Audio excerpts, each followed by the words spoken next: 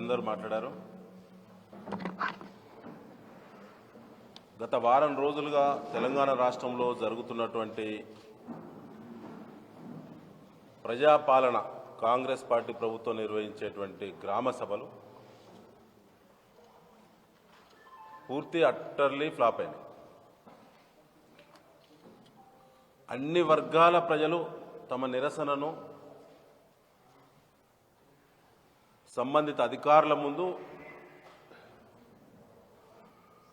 అక్కడో ఇక్కడో ఎక్కడైనా ఎమ్మెల్యే అధికార పార్టీ వాళ్ళు హాజరైతే వారి ముందు, మంత్రులు పాల్గొంటే వారి ముందు, మోసపోయినటువంటి ప్రజలు నిరసన వ్యక్తం చేసిండ్రు. మన వరంగల్ ఎరెస్ట్వేల్ జిల్లాలో తీవ్రమైన నిరసనలు కాంగ్రెస్ పార్టీ ఎమ్మెల్యేలు ఎదుర్కొన్నారు. ఇవాళ చివరి రోజు గ్రామ సభలకి. గ్రామ సభల షెడ్యూల్ ఇస్తానప్పుడు ముఖ్యమంత్రి రేవంత్ రెడ్డి గారి ప్రభుత్వం ఏం చెప్పింది? ఇవాళ గ్రామ సభలు ముగింపు దశకు వచ్చే వరకు దాని అర్థం ఎట్లా మారింది? తెలంగాణ ప్రజలను గోల్మాల్ చేసి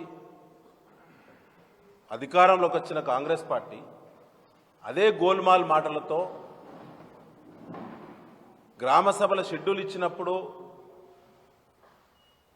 మీరు లబ్ధిదారుల వివరాలు 4 పథకాల ప్రారంభం 26వ తేదీ రాజ్యాంగ అమల్లోకి వచ్చినటువంటి పవిత్రమైన రోజున ప్రారంభిస్తామన్నారు. మీకు ముఖం లేదు కాబట్టి, మిమ్మల్ని ఎవరు కూడా విశ్వాసంలో తీసుకునే పరిస్థితి లేదు కాబట్టి మీరు ఓట్లేసిన్లు, దేవుళ్ళ మీద ఓట్లేసిన్లు, చివరికి రాజ్యాంగం అమల్లోకి వచ్చిన పవిత్రమైన దినాన్ని కూడా మీ పాపపు అబద్ధపు మోసపూరితమైనటువంటి హామీలకు కేంద్రం చేసే ప్రయత్నం చేసిందని చెప్పి గతంలోనే బీఆర్ఎస్ పార్టీ ప్రకటించింది. ఇవాళ అదే నిజమే. ఇవాళ మీరు గ్రామ సభలు ప్రారంభిస్తున్నప్పుడు లబ్ధిదారుల ఆమోదం గ్రామ సభల్నే తీసుకుంటామన్నారు. ఈ రాష్ట్రంలో ఒక్క లబ్ధిదారునైనా ఇప్పటి వరకు సెలెక్ట్ చేసినలా రైతు భరోసా విషయంలో, ఇందిరమ్మ ఇండ్ల విషయంలో, రేషన్ కార్డు పంపిణీ విషయంలో, దాంతోపాటుగా ప్రతి వ్యవసాయ కూలికి 12,000 రూపాయలు ఇచ్చే విషయంలో, ఈ 4టికి రేపే ప్రారంభం అన్నారు కదా. ఇప్పటివరకు ఒక గ్రామ సభలో కూడా ఒక లబ్ధిదారు కూడా సెలెక్ట్ కాలే కదా. చీఫ్ సెక్రటరీ గారు ఇచ్చిన ఉత్తర్వులు ఏమున్నాయి? లబ్ధిదారులను వివరాలను ఎంక్వైరీ చేసి గ్రామ సభల్లో ఆమోదించాలని మీరు ఇచ్చారు ఆర్డర్స్.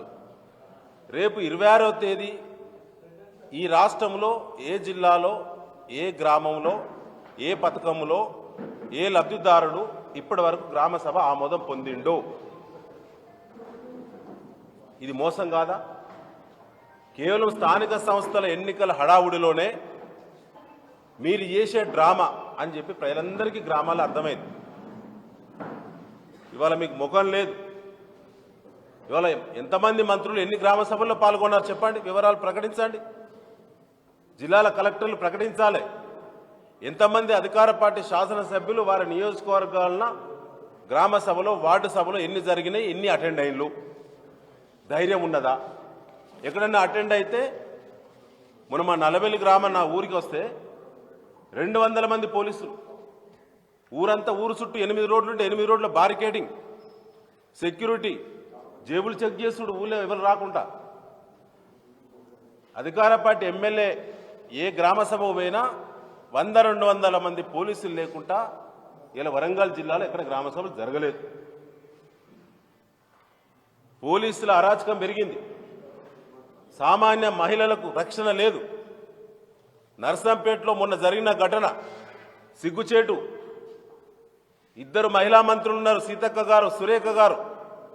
ఒక మహిళను, మాజీ కౌన్సిలర్ గారిని రౌడీ షీటర్లు, మీ పార్టీ జిల్లా నాయకులు, మీ ఎమ్మెల్యే ప్రధాన అనుచరులు, మీ ఎమ్మెల్యే చేసేటువంటి అధికార పార్టీ ఎమ్మెల్యే చేసే కాంట్రాక్టు పనులను పర్యవేక్షించే వాళ్ళు అంత దుర్మార్గంగా నడి రోడ్డు మీద పోలీస్ స్టేషన్ ఎదురుగా 45 నిమిషాల పాటు కుటుంబాన్ని చిత్రహింసలు పెట్టి కొడితే ఇప్పటివరకు ఒక్క పోలీస్ అధికారి అక్కడికి చేరలేదు. 48 గంటలైన సంఘటన జరిగి పైగా తప్పుడు కేసులు ఎస్సీ ఎస్టీ కేసులు వాళ్ళ మీదనే నమోదు చేసిన మళ్ళీ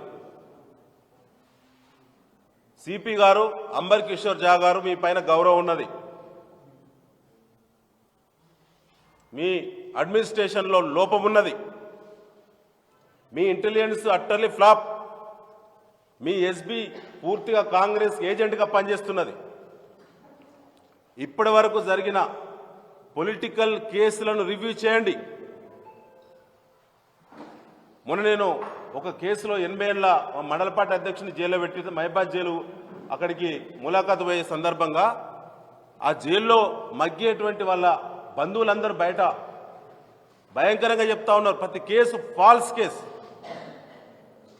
రాజకీయ ఒత్తిళ్లకే కేసులు అవుతున్నాయి వరంగల్ సిపి గారి ఏరియాలో. రివ్యూ చేయండి. ఎందుకంటే ఎమ్మెల్యేలకు AK-47 ఇచ్చారు. ఎమ్మెల్యేలకు AK-47 2+2 ఎట్లిచ్చారు, ఎంతమందికి ఇచ్చారు, AK-47 వెపన్ ఎప్పుడు వాడాలి? అందరు ఎమ్మెల్యేలు ఏమైనా టార్గెట్ ఉంటే పర్వాలేదు, మీ రివ్యూ కమిటీకి అధికారం ఉన్నది. మాకు తెలుసు చట్టాల మీద, మాకు 28 ఏళ్ల కింద నుంచి మాకు కూడా గన్మెన్లు, మాకు కూడా చట్టాలు తెలుసు. అందరు ఎమ్మెల్యేలకు AK-47 2+2 ఉన్న వాళ్ళకి ఏ విధంగా మీరు ఇవ్వడం జరిగింది? మీ ఎస్ఆర్సీ కమిటీ ఆమోదం ఉన్నదా? AK-47 పెట్టుకొని ఎమ్మెల్యేలు సామాన్య ప్రజల చుట్టూ తిరిగితే ఆ వెపన్ ఎక్కడ ఉండాలి? ప్రజాక్షేత్రంలో ఎక్కడ పడితే అక్కడ వాడచ్చా? ప్రకటన చేయాలి బహిరంగంగా. ఇలా AK-47 పెట్టుకొని గ్రామ సభల్లో అధికార పార్టీ ఎమ్మెల్యేలు వరంగల్ పాత జిల్లా మొత్తం 10 వాహనాలు పెట్టుకొని నాన్ లోకల్ పీపుల్ గుండాలను, రౌడీలను, రౌడీ షీటర్లను పట్టుకొచ్చి గ్రామాల్లో గ్రామ సభల్లో అగత్యాలు చేస్తూ ఉన్నారు, అరాచకాలు చేస్తూ ఉన్నారు, సెటిల్మెంట్లు చేస్తూ ఉన్నారు. ప్రైవేట్ కబ్జాలు అయిపోయినాయి, కాలేజీల కబ్జాలు వెంటబడుతున్నారు మీరు అధికార పార్టీ వాళ్ళు. దానికి AK-47 ఇస్తావా? వెంటనే రివ్యూ జరగాలి.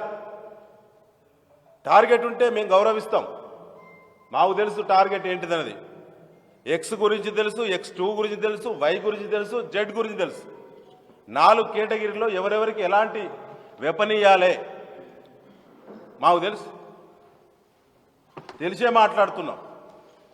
మేము చాలామంది రిటైర్డ్ సీనియర్ అధికారులతో అనేక సార్లు మాట్లాడి ఒపీనియన్ తీసుకునే మాట్లాడుతున్నాం.